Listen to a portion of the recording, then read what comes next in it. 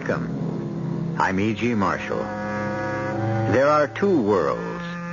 The first is the one we know. It has rules, it has boundaries, it has structure. For lack of a better name, we call it the real world. The second world, the other world, is always waiting somewhere just beyond the edge of understanding. Perhaps it is perceived most clearly in dreams. It is a world without form or shape, without reason or logic. And that world still threatens to overwhelm us. That world with its demons and dangers and madness.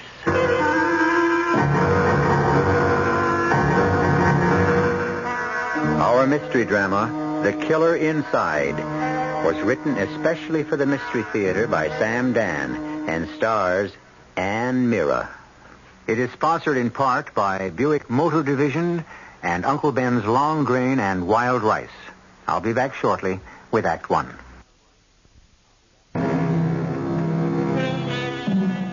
Perhaps you know a girl like Gwendolyn. Her mother generally introduces her as my unmarried daughter. What Mama conveniently overlooks is the fact that Gwendolyn may be unmarried because she is the kid who stayed home to look after her parents. Gwendolyn believes in being sensible. The only nonsensible thing that Gwendolyn ever did was to buy a raffle ticket. Although it wasn't completely frivolous either. After all, it was for a charitable cause.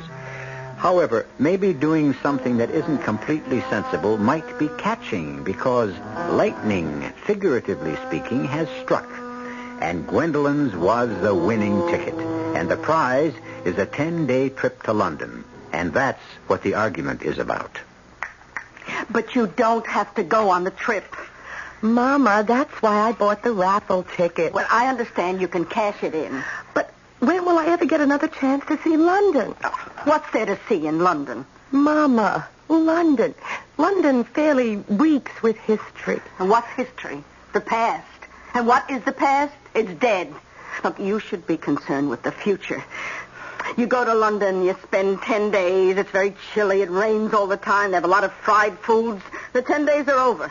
The whole thing is finished and it's gone forever. Mama. Whereas, if you buy yourself a couple of outfits... Mama, I am going to London. Clothes you can wear every day for weeks, months, years. Mama, I said... Or you can put the money in the bank. Mama, I'm 30 years old. You're only 26.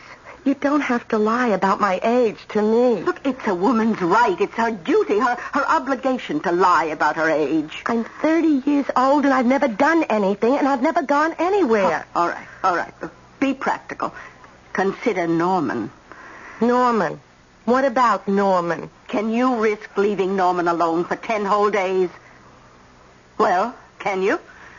Do you know how long I've known Norman? Exactly 3 years. 3 long years. 3 wasted years. Well, it's an investment. You have to protect it. What you're saying is I'm stuck with it. Well, it's your fault if you don't go out with anyone else.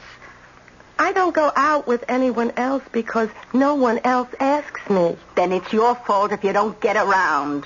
Isn't that what I'm trying to do now by going to London? But who will you meet in London? A bunch of foreigners. Mama, nothing you can say will make me change my mind. Well, suppose Norman meets somebody else. In 10 days? It could happen in 10 minutes. Good. He can waste 3 years of her life. Oh, what's gotten into you? Nothing. Usually you're so sensible. Maybe that's my problem. Oh, well, if you have a problem, you better see Dr. Morris. Oh, please, forget it. If you have a problem, you shouldn't let it fester.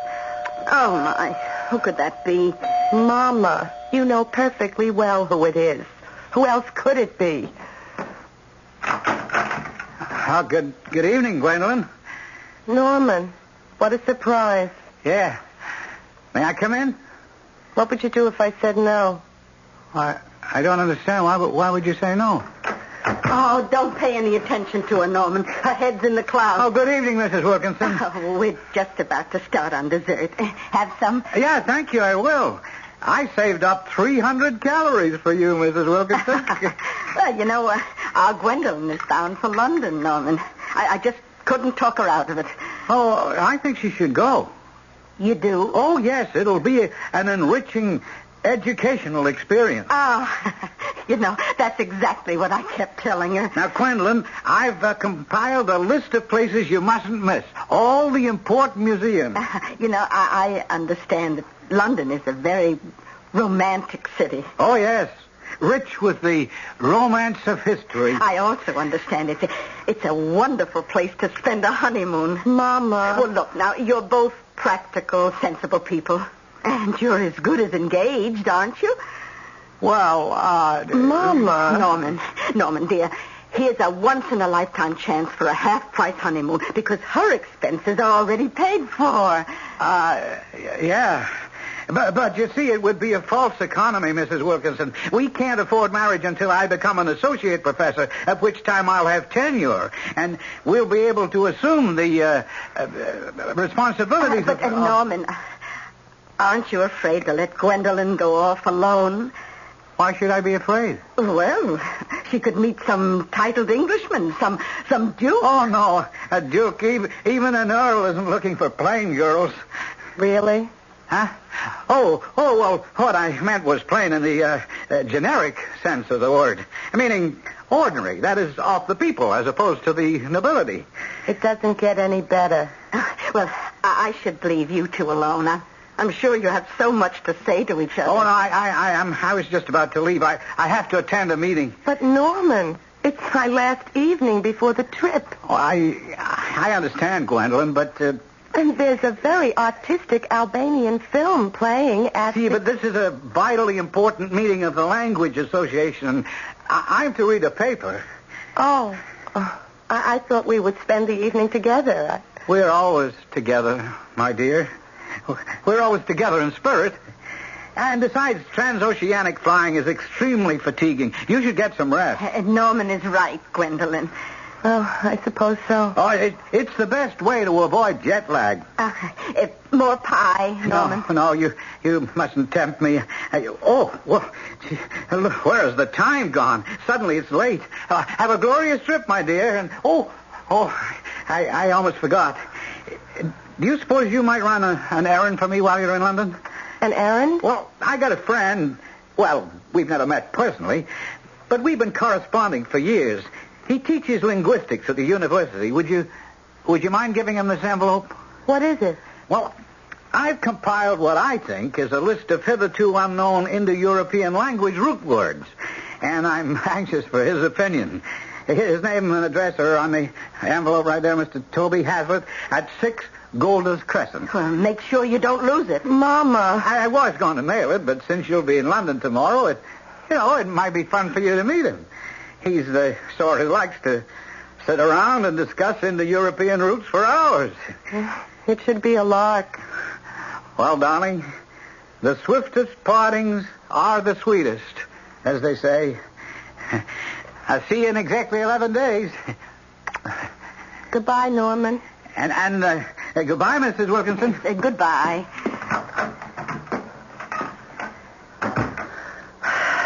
Yes. Goodbye, Norman. Well, I admit he isn't very exciting, but his kind make the best husbands. Sure. Well, let me help you pack. Huh?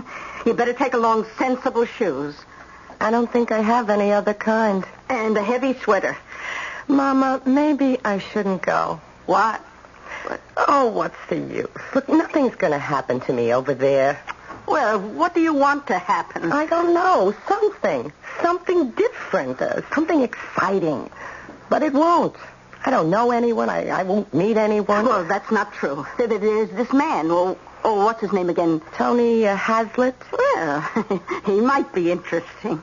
Mama, how can he possibly be interesting? He's Norman's friend.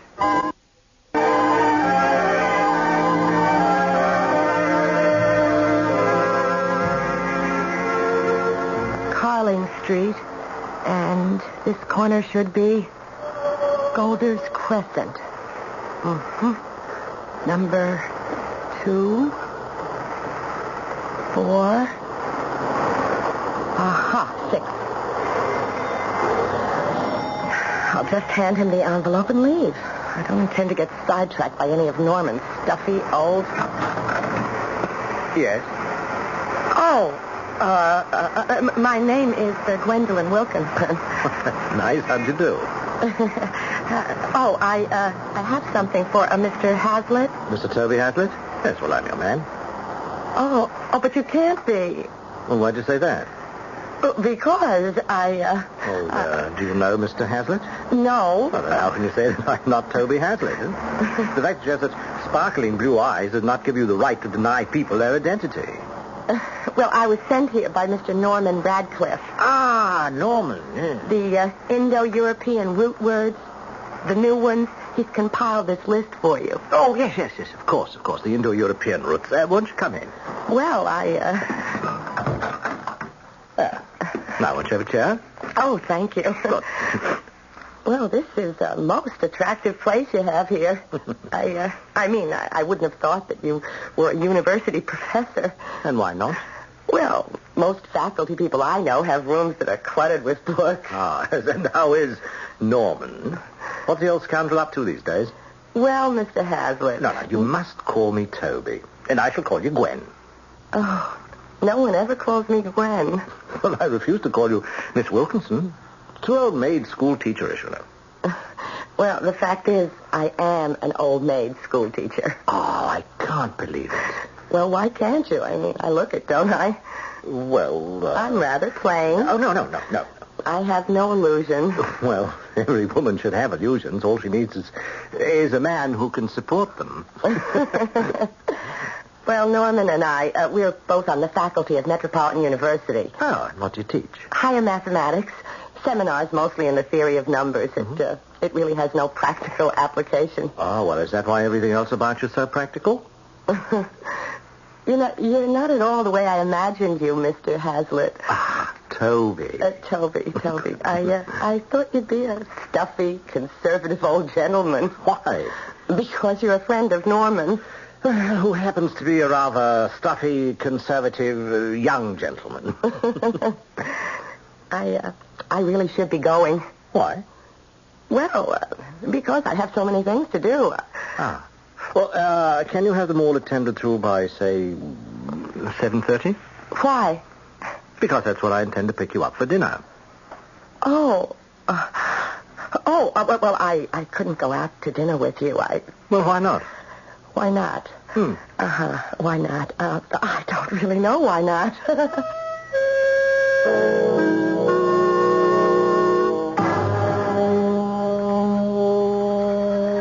Dear Mama, here it is, my first night in London, and I have a dinner date. Mr. Toby Hazlitt is 30-ish, handsome, and if Norman doesn't like it, well, he had no business arranging for us to meet. Just a minute. He's here now. I'll finish this letter later. I'm coming. Oh. Miss Gwendolyn Wilkinson? Yes? My name is Inspector Stokes. My credentials. Oh. Well, what can I do for you, Mr. I'm afraid that you'll have to come to headquarters. Now? Yes, Miss Wilkinson, now. But why? What's wrong? You're wanted for questioning. Well, are you sure you're looking for me, Gwendolyn Wilkinson? Oh, yes, miss, there's no mistake. I don't understand. What is wrong? There has been a murder. What? A murder? Who? Mr. Hazlitt. Mr. Toby Hazlitt. Oh, but that's impossible. I just saw... Who would want to kill Mr. Hazlitt? That's what we'd like to find out from you, Miss Wilkinson. Gwendolyn Wilkinson is a girl of many attainments, but one quality she doesn't have is the ability to predict the future. Isn't she the young lady who only 24 hours ago sadly announced to her mother that nothing would happen to her in London, nothing exciting, nothing different? Well, it isn't every day that a quiet, shy, retiring girl is accused of murder. We'll all be present at police headquarters when I return with Act 2 in just a few moments.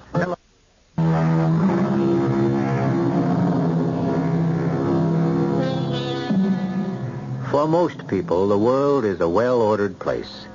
What happens when one is no longer a working part of the social engine, and indeed discovers that the machine of society is no longer something that offers protection, but seems instead bent on one's destruction? It's bad enough to be accused of a murder that one didn't commit. It's infinitely worse to have to meet that accusation when one is a stranger and alone in a foreign country. Inspector Stokes here. Why, no, sir, she hasn't confessed. Oh, I'm quite sure she'll see reason, Sir Frederick. Yes, that's true. We have time. We have all the time in the world. I will, sir. Well, as you might have assumed, Miss Wilkinson, that call concerned you. Are you ready now to make a statement? I don't know what you're talking about. Miss Wilkinson, we're only asking you to make it easier for all concerned. You mean make it easier for you? I told you I know nothing about that murder or any murder. I don't murder people myself. I don't associate with people who commit murder. This whole thing is alien to me. My dear Miss Wilkinson. I am trying to explain, and you must listen. Even if you agree to cooperate... Let me remind you that I happen to be an American citizen. Oh, yes, we're quite well aware of it. I demand to see the American consul. I can assure you, Miss Wilkinson, it won't... I can accept no assurances from you. I know my rights. I demand to see... Very well, Miss Wilkinson, if you insist.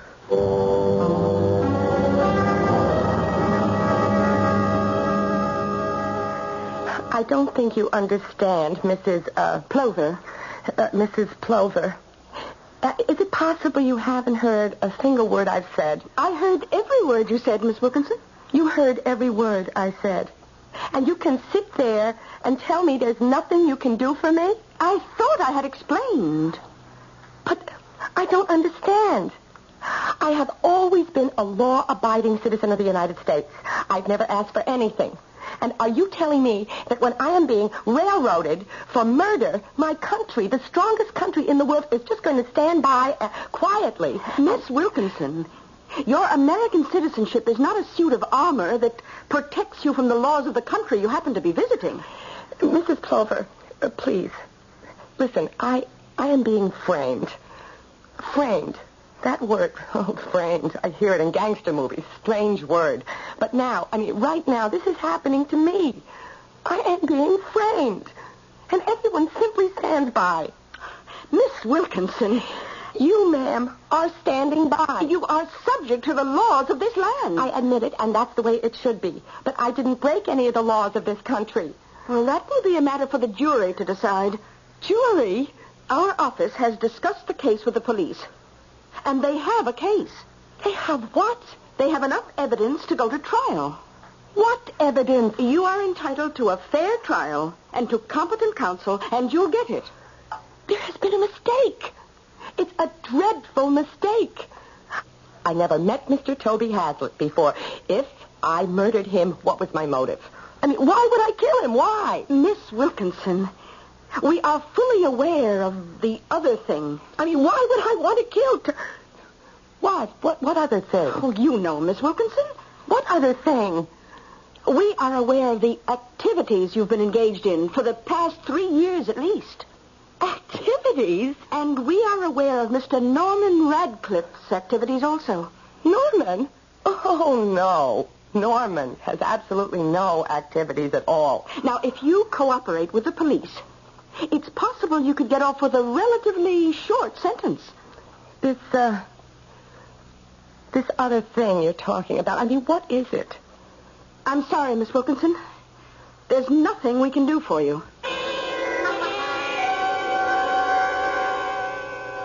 Well then, Miss Wilkinson, are we ready finally to face the facts? You killed Toby Hazlitt. I met Toby Hazlitt for the first time yesterday afternoon. I wasn't with him for more than 10 minutes. I even liked him. I agreed to have dinner with him. Those are the only facts. Oh, no, the true facts are in this folder. Shall we go through them? Inspector Stokes, my name is Gwendolyn Wilkinson. I teach mathematics. I've never done anything wrong. Why would I want to kill Toby Hazlitt? Because he decided to defect to our side. I haven't the faintest faintest idea what you're talking about. Toby Hazlitt ran the central message point for an espionage network. Well, what would that mean to me? Please, Miss Wilkinson, we are not idiots. You delivered a message to Toby Hazlitt yesterday. Will you deny it? Oh, that. Yes, that. But it wasn't a message. Oh, no? Of course not. Well, I mean, not in the espionage sense. It was merely a discussion of early Indo-European language roots. Yes, that's been an excellent cover these past 3 years. That's how Norman Radcliffe has been sending his coded messages to Toby Hazlitt. Norman? Oh, no. And why do you say no? Because you don't know Norman. Oh, the secret services of both our countries are very much aware of your Norman. Do you mean that Norman is a spy? Oh, please, Miss Wilkinson, such a display of outraged innocence is just too much. You're all in it, the three of you. The three of us? Norman gets the information. You, as the mathematician, devise the codes, and your mother... My mother? Yes, your mother provides a place for the activity, her apartment, and also lends it a certain air of respectability. Now, you, sir, you may be a police inspector, but you are mad. Miss Wilkinson, why do you fight reality? Or maybe I'm the one who's mad. Shall we continue? Either I'm mad or it's a nightmare. I'll just have to wake up somehow. Toby Hazlitt had become frightened. He decided to defect. He had begun negotiations with us, but there must have been a leak in our security. Your people got wind of it somehow. My people? I don't have any people. And you were sent here to kill him. I was sent here to kill him? Exactly. And that's the reason I came here. To kill him? Precisely. No. Miss Wilkinson, sooner or later, you'll have to face yes. Oh, look, you have spun a neat little web, Inspector. But here's how it all falls apart. Becomes unstuck. Sent here, was I? Oh, do you know why and how I was able to come to London? I won a prize in a raffle. That accounts for my presence here. Oh, yes, your organization is extremely creative. Credit where credit is due. That raffle was an excellent cover. How could a raffle be a cover? What a clever way to make your trip seem so random, so accidental. Inspector, let's assume for the sake of argument that I'm a member of some espionage group. Do you mean that this clever organization would depend on buying a raffle ticket to get me to London? Well, it's like buying a sweepstakes ticket so you can be sure of paying the rent. Miss Wilkinson, which organization sponsored that raffle? The Metro University Faculty and Student Association. That's correct. Now tell me, who was chairman of the raffle committee? I don't, You mustn't say you don't know. It was Norman. But Norman would... He couldn't... He is extremely ethical. And now we have such an innocent-looking way to get you to London, and such an excellent cover. A naive tourist. But I am naive. And I am a tourist. And you killed Toby Hazlitt. Oh, please. Please, look, whatever I say, you can turn it and twist it. Miss Wilkinson. No, let me alone. No, please, I'm just so tired. I can't even think straight. Just... let me alone. Well, as I've been saying all along, we have time. We have plenty of time. My name is Gwendolyn Wilkinson. I didn't do anything. I've never done anything. I'm innocent. I'm not a spy. Let me out of here. Norman. Devise a code for me.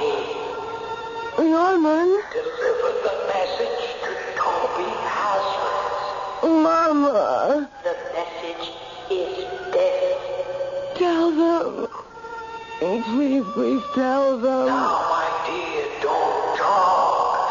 Remember, you must not talk. If you have a problem, see Dr. Mouse. Oh, Mama. Don't let it fester.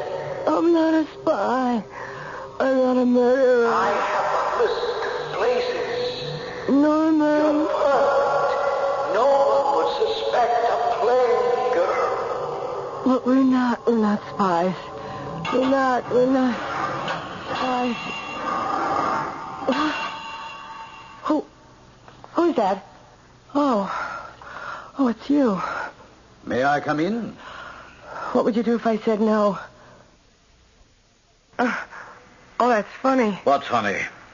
No, I said that to someone once before. Miss Wilkinson. What are we going to do, Inspector? You'll accuse, I'll deny. We'll go round and round. Very well, if that's the way you want it. You'll keep it up long enough, and little by little I'll start losing my mind, and after a while I might even come to believe what you're saying. I didn't think they did that to people in a free country. I've come here this morning to suggest a way out of the impasse. Let's make a deal. You have access to certain information that's vital to us. But I'm trying to tell you... One hand washes the other. The only way out of the difficulty is for you to become a double agent. But I'm not even a single agent. Go back to your people, tell them we couldn't break your story, and then report to us on a regular basis. Go back to whom? The other agents in your group. But I don't... Your great assets, your tower of strength, is your air of innocence. You know, as one professional to another, I pay you the highest compliment. And as one professional to another, you owe me the courtesy of admitting it's just a front. But I am... You'll be released in 1 hour. Now, remember, we have your passport. And in any event, you would be no better off at home.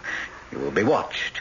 Make contact with the other agents, let us know who they are, and keep us informed of their plans.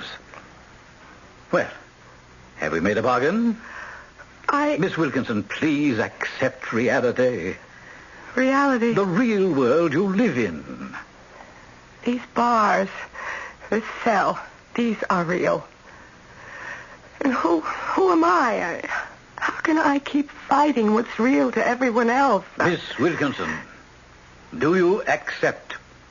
But I don't know anybody. Oh, what's the use? I accept.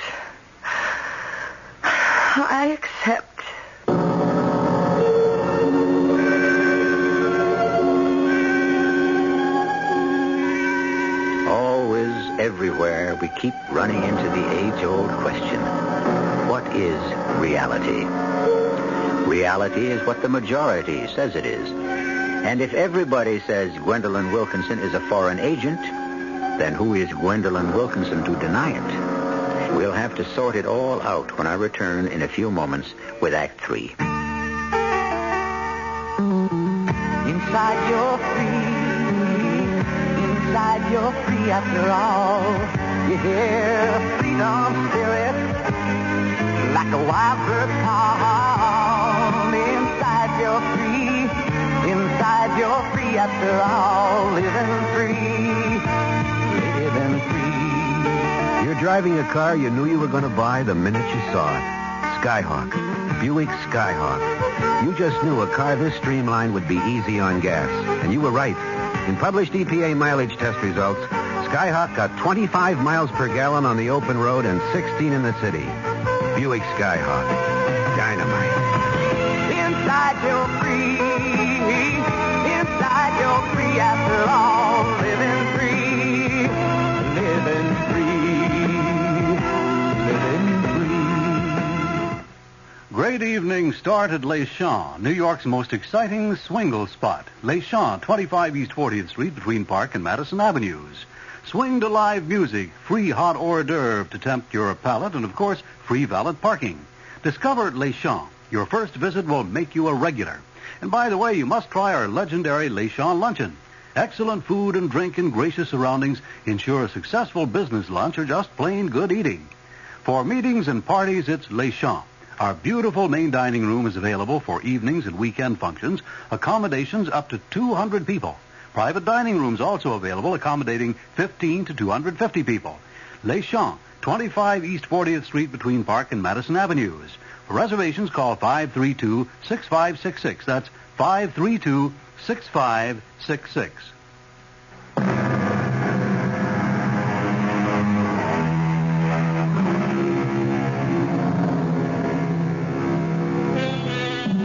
The roses on a bush.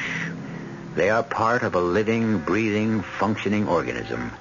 Rose, branch, stem, leaf, root, all have a dynamic relationship. Each part is interconnected. Each is dependent on every other.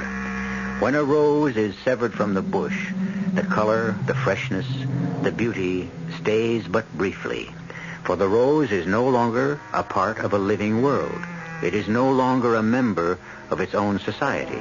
And the separated rose begins to die. Gwendolyn Wilkinson has also been abruptly plucked from the shelter of her society. And now she struggles against an alien atmosphere. Very well, Miss Wilkinson. We'll arrange for your release. But, what am I supposed to do? Oh, I see. It isn't a pose. A pose? What are you talking about? And it's excellent. You create your individual character, and you will not vary from it one single iota. It's a tremendous technique. Is there any way that I can convince you? And you'll never relax anywhere, anytime, with anyone. And so your pose becomes an integral part of you. It's not just a cover. It's more than skin deep. You've actually made yourself believe it. Please, Inspector, there must be something. I thought I'd seen everything in this business. Thought I knew it all. But here, actually, is an agent who does her job on... Well, it must be a subconscious level. What are you saying? It's actually possible you really don't know that you're an agent. Your conscious mind will not accept your undercover actions. You function on two levels. I do? Well, how else to explain it? But At home, half of you is the modest teacher of mathematics, and you really don't know what the other half is doing. You don't want to know. Well, it certainly is good to have you working on our side. But I don't know. I'm an agent. Oh, Lord, listen to me. I almost believe you. Well, is there another explanation? But if I don't know who the other agents are, how do you expect me to find them? You know who they are in your subconscious mind. You'll find them. Where? Oh, you'll know where to go. Trust your subconscious. It's been working for you all these years.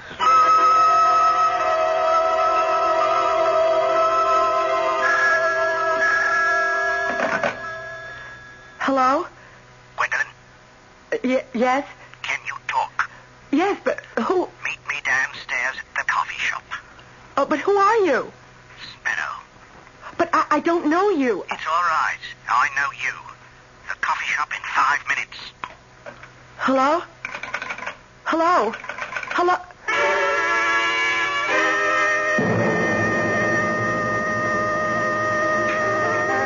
Anyone sitting there, miss? Why, no. It's kind of crowded, what? There are no empty tables, so are you? It's all right. Keep your voice low, Gwynnie. Smile a lot, that's fine. Who are you? I told you. Sparrow. Well, what do you want? Well, how was it in the cooler? How do you know me? We've been watching the house. So, who sent you? Nobody sent me. Oh, come on, love. I myself spotted you holding that big white envelope. No, I was only holding... Yes, you were in Secret Service. You had to be one of us. Now, which branch? Branch? Group, cell, any way you want to call it. Who's your leader? I'm going to tell you something. Keep your voice low. Never know who's around. Look, I'm not who you think I am. You're not, eh? You think I'm a spy. Oh, that's an harsh word, love. We use agent. Operative is a bit of ring to it. See, I have a friend back in the United States. Ah, well, haven't we all? He's my fiancé. He teaches linguistics at the university, and so do I. He gave me a list of words. Indo-European root words. What? Well, you see, it's a primitive language from which most of ours is descended. Hey, you know, that's fascinating. Well, he wanted me to deliver them to Mr. Hazlitt, who was a celebrated linguist. And Oh, is that a fact? The old boy sure had a lot going for him. now, Mr. Sparrow, may I be perfectly frank? There's no other way. I have to get out of this intolerable situation. The police believe I'm one of you. You mean you weren't able to... Please, let me finish. They offered me my freedom, provided... always a catch, eh? No, provided I become a double agent. Oh. Well, I had to agree, to get out of there, but I have no intention of doing it. Oh, why not? Well, because I'm not. I'm not an agent. I can't do it. It's not my thing. Oh, were you kidding, eh? You have to believe me. I somehow seem to have entered some mysterious private world. I don't belong here. Please, you people can clear me. What? Clear me. Get word to the police. Tell them I'm not one of you. Oh, but love, you are one of us. No. Now, what were you doing delivering the envelope to Toby Hazlitt, eh? But I explained that. Oh, love, you went there. You were following orders. And you killed him. But I didn't kill him. I'm not... I know, I understand now. Memorize my number. Just phone 11893. Is that right? Just remember, we'll be in touch. To feed you information. Good luck, love. Oh, Lord. These people. They're right. I'm the one who's mad. Well, if it's any consolation, how much longer did Toby have anyhow? He was sick, he was old, he was just... What did you say? Who is old and sick? Toby. So that's why you've got nothing to torture yourself about. Yes, maybe you're right. You see? You're looking better already. Now, don't forget the number, 11893. Double agent. You'll be a double agent for us.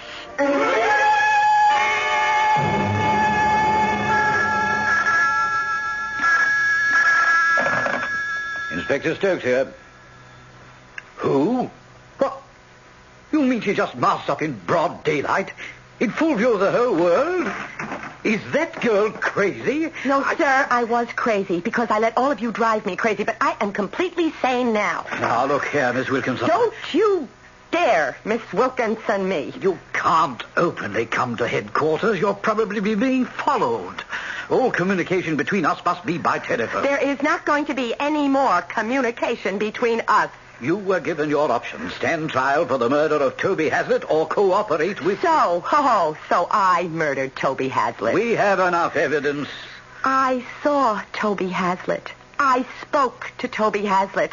And when I left that house, Toby Hazlitt was alive and well. Young Toby Hazlitt was alive and well. Now, what does the police force have to say about that? Well, I suppose we owe you an explanation. You're Toby Hazlitt, and you're here. Well, I'm here, but I'm not Toby Hazlitt. I'm Fred Spellman. Matter of fact, he's Colonel Sir Frederick Spellman of the Counterintelligence. Sir Frederick? Yes, well, I happen to be the Earl of Kettleshire, but you mustn't hold that against me. You're an Earl? But you mustn't call me Earl. Well, I'll call you something worse than that. I will call you an incompetent... If you'll permit me to explain. Oh, you had me believing I was a spy. No. The man known as Toby Hazlitt was a foreign agent. He was getting old, tired, scared. So he got in touch with us. You had me believing my own mother was a spy. Well, I arranged a meeting at his house, but he probably couldn't go through with it. Maybe the thought of betraying old friends was too much, and so... Well, he had committed suicide. You had me believing my own fiancé was a spy. Norman, well, yes, he is a spy. We've been watching that correspondence for years. No, you can't be serious. We figured you were one also. All the circumstantial evidence was there. But you know I didn't kill Toby. But of course. But since we were convinced that you were an agent, you were fair game. You almost had me believing it. This subconscious mumbo-jumbo. The stakes were very high. They still are. We know nobody else, none of Hazlitt's associates. Were you contacted yet? Well, why should I tell you? Were you? Look, all I want to do is go home. We could use your help. Oh, no. I'm not an agent. I don't want to be an agent. I have no intention of becoming an agent. Who contacted you? A man named Sparrow. Sparrow. Do we know him, Stokes? Well, I know, Sir Frederick. Miss Wilkinson, perhaps you would be good enough to assist us. Oh, well, now. Oh, this is something. Listen to that. Listen to old Torquemada here. Listen to that sweet, polite tone. Stokes was only doing his job. Will you help us, Gwen? Well, why? I mean, why should I? What? Wait. Why shouldn't I? It is your patriotic duty. The gang is also an enemy of your own country. Norman. That's why I'm going to help you. Because of Norman. He used me, and I don't even care about that so much. But all the time, I mean the whole time, he was a man of mystery, and adventure, and intrigue. Except when he was with me. With me, he was always Mr. Milquetoast. And I can never forgive him for that. What do you want me to do? Oh, you'll be in no danger whatsoever. And what's the good of it? Well, you'll merely call Sparrow on the phone, give him certain information that we would like him to have. Is that all I'm going to do? Yes, that's all. Except when you're having dinner with me.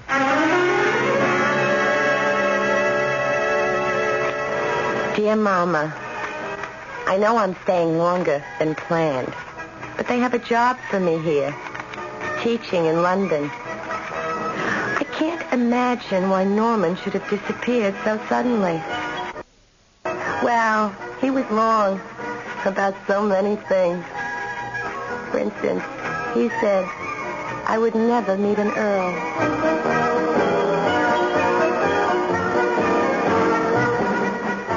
You never know. Obviously, Gwendolyn Wilkinson has become an agent. But is it for the first time? Has she been an agent before without knowing it? Do all of us have another life that we're unaware of? I don't know about you, but I have enough to do in this one, as I shall explain when I return shortly.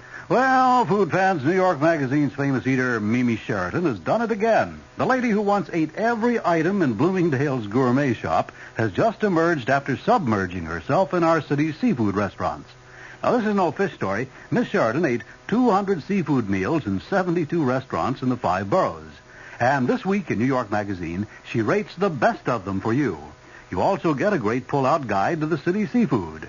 So get this week's New York Magazine. And if you run into Mimi Sheraton, buy her a lamb chop. It's Academy Award time again. Time to pick your winners on Channel 9's Gala Hollywood Spectacular, Your Choice for the Oscars. Sunday, April 6th at 8 p.m., see excerpts from the year's top films, plus the results of your vote. To make your vote count, call right now. In New York City, 985-9940. That's 985-9940. Out of town, dial area code 212.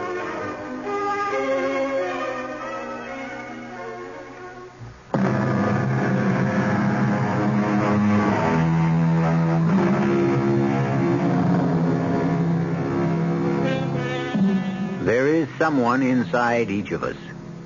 Fortunate is the person who knows his inner someone. And sometimes, even more fortunate is the person who doesn't. Our cast included Ann Meara, Bryna Rayburn, Ian Martin, and Earl Hammond. The entire production was under the direction of Himan Brown. Radio Mystery Theater was sponsored in part by Anheuser-Busch Incorporated, brewers of Budweiser. This is E.G. Marshall inviting you to return to our Mystery Theater for another adventure in the macabre. Until next time, pleasant dreams.